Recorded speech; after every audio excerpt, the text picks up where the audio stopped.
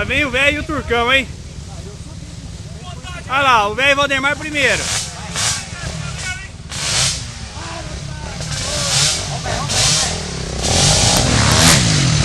Beleza.